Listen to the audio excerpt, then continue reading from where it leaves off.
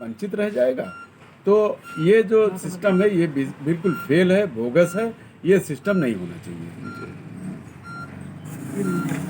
कैसे सुधार किया जाए? ये जो वर्चुअल सुनवाई चल रही है जस्ट मीट ऐप पे, इसको मेरा मानना है कि वर्चुअल सुनवाई हो, लेकिन वो कमरे में हो, न्यायाधीश के सामने हो, जिससे अधिवक्ता अपनी पूरी बात कह सकें, रिपोर्ट आ सके। रिपोर्ट नहीं आ रही, तमाम मामले ऐसे हैं जिसमें न्यायाधीश कुछ कर नहीं पा रहे हैं। वो कहते हैं भाई आप थाने से संपर्क करिए, पैरोकार से संपर्क करिए।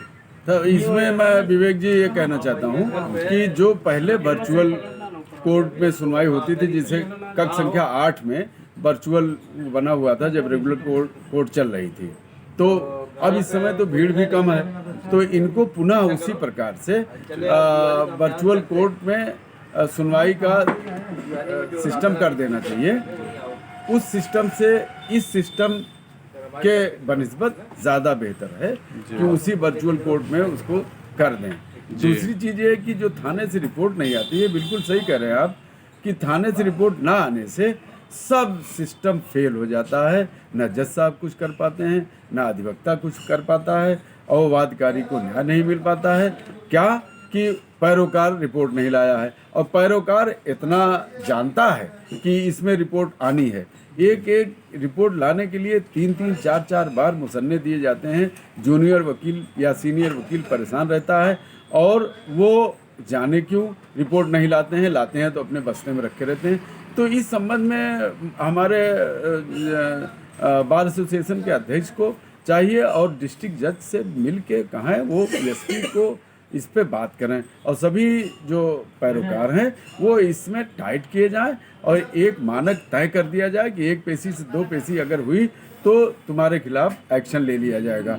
तब ये सुधर सकता है, वरना रिपोर्ट नहीं आई है, चलो भाई डेट हो गई, ये सब तो फिर मखौल है न्याय का।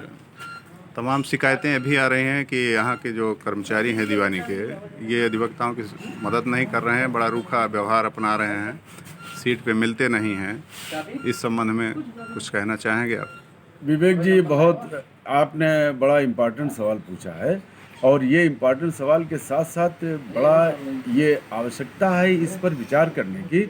आप बाबू के पास जाइए तो सीधे बोलता नहीं, खास तौर से सेशन जज के क्लर्क जो है, उनका नाम मुझे याद नहीं आ रहा है, वो पूछिए उनसे तो भुन्न से बोलते हैं, कुछ उनके बात सुनाई नहीं पड़ती और बेरुखी से बात करते हैं। तो इसी प्रकार से जो मेन सीट हैं उन पे माननीय जनपद न्यायाधीश को ऐसे ऐसे कर्मचारियों को रखना चाहिए जो क्या उनके नज़र में नहीं है कि जो कर्मचारी अच्छे व्यवहार कुशल हैं वो कहाँ बैठे हुए हैं, जो बेरुखे हैं वो कहाँ बैठे हुए हैं, सब नॉलेज में है। लेकिन नाम लेना उचित नहीं है। मैंने एक कर्मचारी का नाम लिया, नाम भी उनका मैं नहीं जानता हूं, लेकिन उनका बेरुखापन बहुत मशहूर है कि वही मेन सीट पे बैठाए गए हैं। तो क्या उनके अलावा धरती खाली है वीरों से या कर्मचारियों से? कई अदालतों पर आज मैंने देखा कि वहाँ अभी सामान्य तिथि जो नियत की जा रही है वो भी नहीं लगी हुई थी। इससे अधिवक्ता भी परेशान दिखे। तो सामान्य तिथियाँ जो लग रही हैं वो सुबह 10, साढ़े 10 बजे तक लग जानी चाहिए। बिल्कुल विवेक जी, ये आपने खुद ही कह दिया। 10:30 से 11 बजे तक सामान्य तिथियां बाबू को लगाने में क्या दिक्कत है? आखिर वो क्यों डिले करता है? आखिर वो क्या चाहता है? किसकी तलाश में रहता है वो? तो सामान्य तिथियां उसको लगा देना चाहिए। लगाना है सामान्य तिथियां।